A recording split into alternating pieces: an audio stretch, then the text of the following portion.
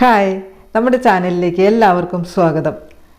ഞാനിന്ന് വന്നിരിക്കുന്നത് വളരെ സിമ്പിളായിട്ടുള്ള ഒരു ഗോതമ്പ് പുട്ടായിട്ടാണ്. അപ്പോൾ ഈ ഗോതമ്പ് പുട്ട് എന്ന് പറഞ്ഞാൽ വളരെ ടേസ്റ്റിയാണ്. പിന്നെ അത് കൂടാതെ നമ്മുടെ കൈ പോലും നനയാത്ത രീതിയിലാണ് ഈ പുട്ട് ഞാൻ തയ്യാറാക്കിയിരിക്കുന്നത്. അപ്പോൾ ഉറപ്പായിട്ടും ഈ വീഡിയോ നിങ്ങൾ മുഴുവനായിട്ട് കാണണം. അപ്പോൾ എല്ലാവർക്കും ഇഷ്ടപ്പെടുന്ന രീതിയിൽ വളരെ സോഫ്റ്റ് ആയിട്ടുള്ള ഈ ഗോതമ്പ് പുട്ട് എങ്ങനെയാണ് തയ്യാറാക്കണമെന്ന് നോക്കാം. അപ്പോൾ ഈ റെസിപ്പി ഇഷ്ടപ്പെടുകയാണെങ്കിൽ തീർച്ചയായിട്ടും സബ്സ്ക്രൈബ് ചെയ്യാനും ലൈക്ക് ചെയ്യാനും കമൻറ്റ് ചെയ്യാനും മറക്കരുത്. അപ്പോൾ നമുക്ക് തുടങ്ങാം.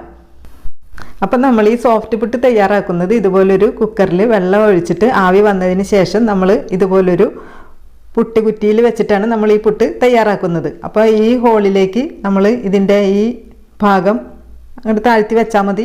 അങ്ങനെയാണ് പുട്ടുണ്ടാക്കുന്നത്. പക്ഷേ നമുക്കിതിനകത്ത് പ്രധാനമായിട്ട് നോക്കേണ്ട പോയിന്റ് എന്ന് വെച്ചാൽ ഈ കുക്കറിലേക്ക് ഒഴിച്ചു കൊടുക്കുന്ന വെള്ളത്തിൻ്റെ അളവ്. അപ്പം ഞാനിവിടെ എടുത്തിരിക്കുന്നത് 3 ഗ്ലാസ് വെള്ളമാണ്. അപ്പോൾ ഈ വെള്ളത്തിൻ്റെ അളവ് കുറയാൻ പാടില്ല. അത് വളരെ ഇമ്പോർട്ടൻ്റ് ആയിട്ടുള്ള ഒരു പോയിൻ്റാണ്. വെള്ളത്തിൻ്റെ അളവ് കുറഞ്ഞു പോയാൽ നമ്മൾ പുട്ടുണ്ടാക്കുന്ന സമയത്ത് ഇതിലേക്ക് ആവി കറക്റ്റായിട്ട് കയറാതെ നേരെ റോക്കറ്റ് പോലെ സീലിങ്ങിൽ പോയിരിക്കും. പിന്നെ നമ്മുടെ കിച്ചൻ്റെ അവസ്ഥ നമുക്ക് ഊഹിക്കാവുന്നതേ ഉള്ളൂ. അപ്പോൾ അതൊക്കെ ഒന്ന് ശ്രദ്ധിക്കുക. അപ്പോൾ നമുക്ക് ഈ വെള്ളം നമുക്ക് തിളക്കാൻ വേണ്ടി ഒരു മീഡിയം ഫ്ലെയിമിൽ ഇട്ട് വയ്ക്കാം. അപ്പോഴേക്കും നമുക്ക് പുട്ടിനുള്ള പൊടി നനച്ചെടുക്കാം.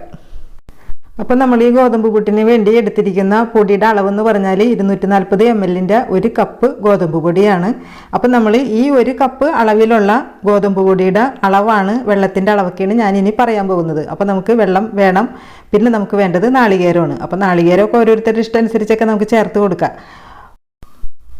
ഇനി നമുക്കിത് നീക്കി വെച്ചതിന് ശേഷം ഇതിലേക്ക് ചേർക്കേണ്ട ഉപ്പ്, ആവശ്യത്തിനുള്ള ഉപ്പ് ഒരു ചെറിയ ബൗളിലേക്ക് ഇട്ട് കൊടുക്കാം.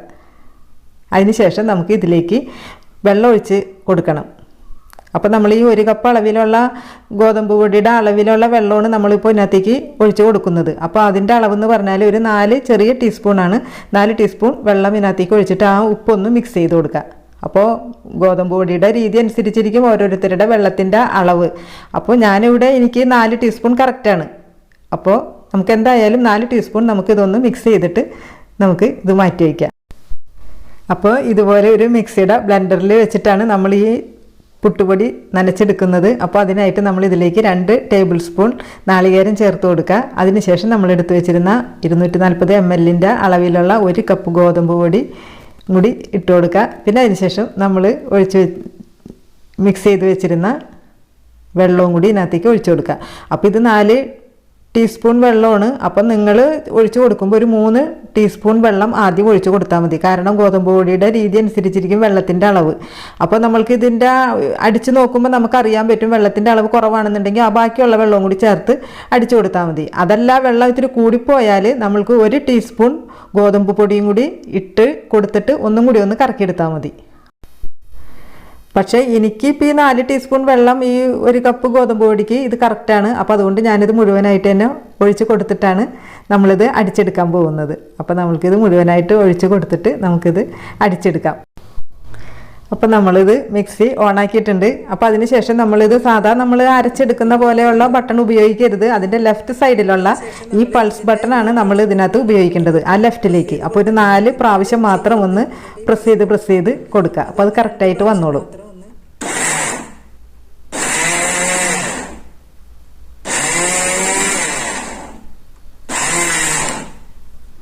ഇത്ര മതി.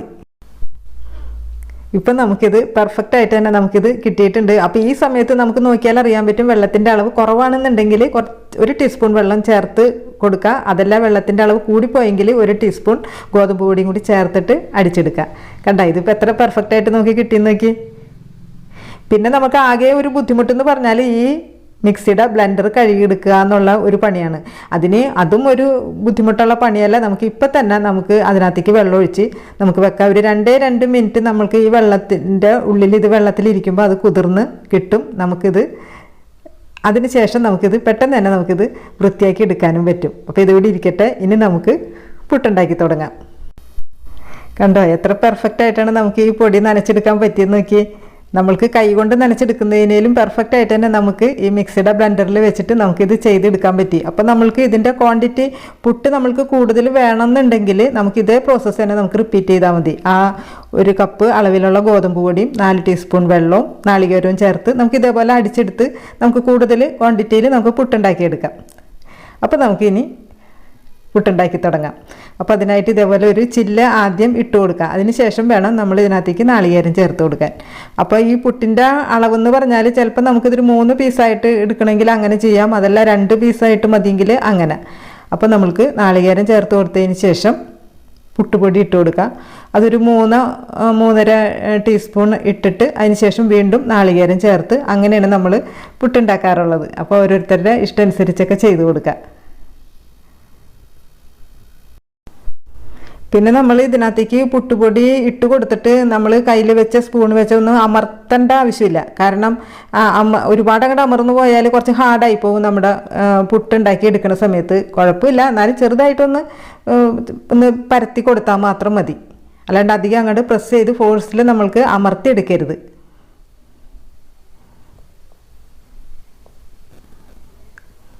പിന്നെ നമുക്ക് ബാക്കിയുള്ള പുട്ടുപൊടിയും കൂടി ചേർത്ത് കൊടുക്കുക. അപ്പോൾ നമ്മൾ ആ എടുത്ത 1 കപ്പ് ഗോതമ്പ് പൊടിക്ക് നമുക്ക് ഒരു കുറ്റി പുട്ട് നമുക്ക് കറക്റ്റായിട്ട് നമുക്ക് ചെയ്ത് എടുക്കാൻ പറ്റിയിട്ടുണ്ട്. ഇപ്പോൾ ഇത് കറക്റ്റായിട്ട് വന്നിട്ടുണ്ട്. ബാക്കിയുള്ളതും കൂടി നമുക്ക് ഇതേപോലെ ചേർത്ത് കൊടുത്തിട്ട് നമുക്കിത് ഇപ്പോൾ നമ്മൾ വെള്ളം വെച്ചിട്ട് ഇപ്പോൾ തിളച്ച് വന്നിട്ടുണ്ടാവും, അതിലേക്ക് നമുക്കിത് വെച്ച് കൊടുക്കാം.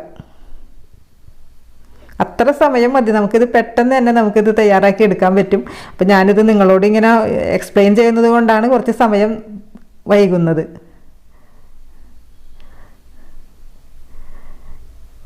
അപ്പം നമ്മൾ ഇവിടെ വെള്ളം വെച്ചിട്ട് ഇത് തിളച്ച് ആവിയൊക്കെ വന്ന് തുടങ്ങിയിട്ടുണ്ട്. ഇനി നമുക്കിത് വെച്ച് കൊടുക്കാം. അപ്പോൾ ഇതിനകത്തേക്ക് ആവി വരുന്ന സമയം കൊണ്ട് നമ്മളാ എടുത്ത് വെച്ചിരുന്ന മിക്സിയുടെ ബ്ലെൻഡർ കഴുകാൻ വെച്ചിട്ടില്ലേ, അതൊന്ന് നമുക്കൊന്ന് വാഷ് ചെയ്തെടുക്കണം. അപ്പോൾ നമ്മൾ കുക്കറിൽ ഒഴിച്ചു കൊടുത്തിരിക്കുന്ന വെള്ളത്തിൻ്റെ അളവൊക്കെ കറക്റ്റ് ആയതുകൊണ്ട് ഇത് റോക്കറ്റ് പോലെ സീലിങ്ങിലോട്ടൊന്നും പോകുമെന്നുള്ള പേടിയൊന്നും വേണ്ട. നമുക്കിത് പെട്ടെന്ന് തന്നെ വാഷ് ചെയ്ത് നമുക്ക് എടുക്കാം. അതിനുള്ള ടൈം നമുക്ക് ഉണ്ടാവും. 2 മിനിറ്റ് മതി, അപ്പോൾക്കത് ആവി വന്നിട്ടുണ്ടാവും. അപ്പോൾ ജസ്റ്റ് നമ്മൾ ഇതേപോലെ ഒരു സ്ക്രബ്ബറിൽ കുറച്ച് സോപ്പ് ഉപയോഗിച്ചിട്ട് ലോഷനോ എന്തെങ്കിലും ഉപയോഗിച്ചിട്ട് നമുക്ക് പെട്ടെന്ന് തന്നെ ഇത് കഴുകിയെടുക്കാം. കുതിർന്ന് നന്നായിട്ട് വന്നിട്ടുണ്ട്. ജസ്റ്റ് ആ സോപ്പ് വെച്ചിട്ട് ഒന്ന് ഉള്ളിലൊക്കെ ഒന്ന് വെറുതെ കഴുകിയെടുത്താൽ മതി. ഇത്രയുള്ള പരിപാടി. അപ്പം തന്നെ നമ്മൾ എന്ത് കാര്യം നമ്മൾ എന്തൊരു ജോലി ചെയ്യുമ്പോഴാവട്ടെ നമ്മൾ അപ്പാപ്പുള്ള പാത്രങ്ങളൊക്കെ അതുപോലെ മിക്സിയുടെ ബ്ലെൻഡർ ആയിക്കോട്ടെ എന്താണെങ്കിലും അപ്പാപ്പുള്ളത് അപ്പം തന്നെ അങ്ങോട്ട് കഴുകി വൃത്തിയാക്കി വെക്കാം. അപ്പം തന്നെ നമുക്ക് പണികളും കുറവായിരിക്കും, അടുക്കളയും നമ്മളുടെ വൃത്തിയാവും. അപ്പോൾ അതൊക്കെ ഒന്ന് ശ്രദ്ധിച്ചാൽ തന്നെ നമ്മളുടെ പണി തന്നെ വളരെയധികം പകുതിയായിട്ട് നമുക്ക് കുറഞ്ഞും കിട്ടും. അതുപോലെ തന്നെ നമ്മൾ എപ്പോഴും ഈ ഇതൊക്കെ കഴുകി കഴിഞ്ഞതിന് ശേഷം നമ്മളുടെ വാഷ് ബേസിനാണെങ്കിലും കുറച്ച് വെള്ളം കൂടി ഒന്ന് ഒഴിച്ചിട്ടൊന്ന് ജസ്റ്റ് ഒന്ന് വെറുതെ ഒന്ന് കഴുകണം എപ്പോഴും. അതല്ലെങ്കിൽ അതിനകത്ത് ആ പാർട്ടിക്കിൾസ് ഇങ്ങനെ പിടിച്ച് ഉണങ്ങിയൊക്കെ ഇരിക്കും. നമ്മുടെ കിച്ചൺ വൃത്തിയായാൽ തന്നെ നമ്മളും വൃത്തിയാവും. അപ്പോൾ ഇത്രയുള്ള പരിപാടി കണ്ട എത്ര പെർഫെക്റ്റ് ആയിട്ട് നമുക്കത് വാഷ് ചെയ്തെടുക്കാൻ പറ്റിയെന്ന് നോക്കി. കണ്ട നമ്മളിപ്പോൾ ഇത് വാഷ് ചെയ്ത് കഴിഞ്ഞ് വന്നപ്പോഴും ഇവിടെ പുട്ടിൻ്റെ ആവി വരുന്നേ ഉള്ളൂ. അപ്പോൾ ഈ ആവി വന്നതിന് ശേഷം നമുക്കൊരു 2 മിനിറ്റും കൂടി നമ്മൾക്ക് ഇത് നന്നായിട്ട് അത് കുക്കാവണം. അപ്പോൾ പുട്ട് നന്നായിട്ട് വെന്താലും മാത്രമേ അതിന് നല്ലൊരു ടേസ്റ്റും മണമൊക്കെ കിട്ടുള്ളൂ. അപ്പോൾ പുട്ട് വെന്ത് കഴിഞ്ഞാൽ നല്ലൊരു മണം നമുക്ക് കിട്ടും. അപ്പോൾ നന്നായിട്ട് തന്നെ ആവി വന്നിട്ടുണ്ട്. ഇപ്പോൾ വീണ്ടും 2 മിനിറ്റ് ആയിട്ടുണ്ട്. ഇനി നമുക്കിത് പ്ലേറ്റിലേക്ക് മാറ്റാം. കണ്ട എത്ര പെർഫെക്റ്റ് ആയിട്ട് നമുക്കിവിടെ പുട്ട് തയ്യാറാക്കി എടുക്കാൻ പറ്റിയെന്ന് നോക്കി. നല്ല ആവി പറക്കണ നല്ല സോഫ്റ്റ് പുട്ട് അങ്ങനെ ഇവിടെ റെഡിയാക്കി എടുക്കാൻ പറ്റിയിട്ടുണ്ട്. നല്ല പിടിച്ച് നോക്കുമ്പോൾ തന്നെ നമുക്കതറിയാൻ പറ്റും, കാണുമ്പോഴും നമുക്കറിയാൻ പറ്റും ഇതിൻ്റെ ടേസ്റ്റ് എത്രത്തോളം ഉണ്ടെന്നുള്ളത്.